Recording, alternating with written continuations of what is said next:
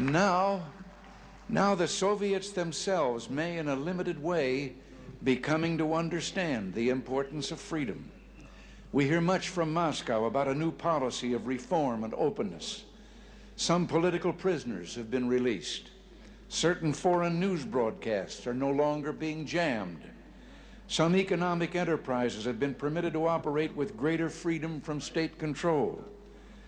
Are these the beginnings of profound changes in the Soviet state, or are they token gestures intended to raise false hopes in the West or to strengthen the Soviet system without changing it? We welcome change and openness, for we believe that freedom and security go together, that the advance of human liberty can only strengthen the cause of world peace. There is one sign the Soviets can make that would be unmistakable, that would advance dramatically the cause of freedom and peace. General Secretary Gorbachev, if you seek peace, if you seek prosperity for the Soviet Union and Eastern Europe, if you seek liberalization, come here to this gate. Mr. Gorbachev, open this gate.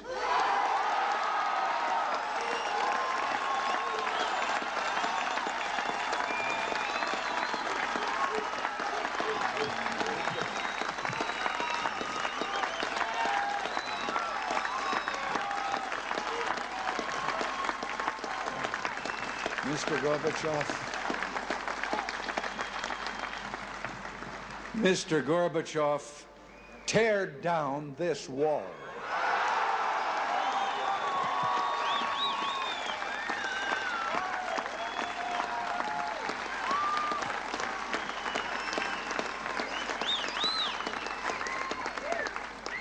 I understand the fear of war and the pain of division that afflict this continent, and I pledge to you my country's efforts to help overcome these burdens. To be sure, we in the West must resist Soviet expansion. So we must maintain defenses of unassailable strength. Yet we seek peace, so we must strive to reduce arms on both sides. Beginning 10 years ago, the Soviets challenged the Western alliance with a grave new threat. Hundreds of new and more deadly SS-20 nuclear missiles capable of striking every capital in Europe. The Western alliance responded by committing itself to a counter-deployment. Unless the Soviets agreed to negotiate a better solution, namely the elimination of such weapons on both sides, for many months, the Soviets refused to bargain in earnestness. As the alliance in turn prepared to go forward with its counter-deployment, there were difficult days of protests, like those during my 1982 visit to this city. And the Soviets later walked away from the table. But through it all, the alliance held firm.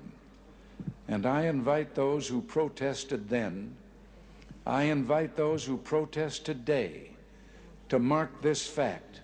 Because we remain strong, the Soviets came back to the table.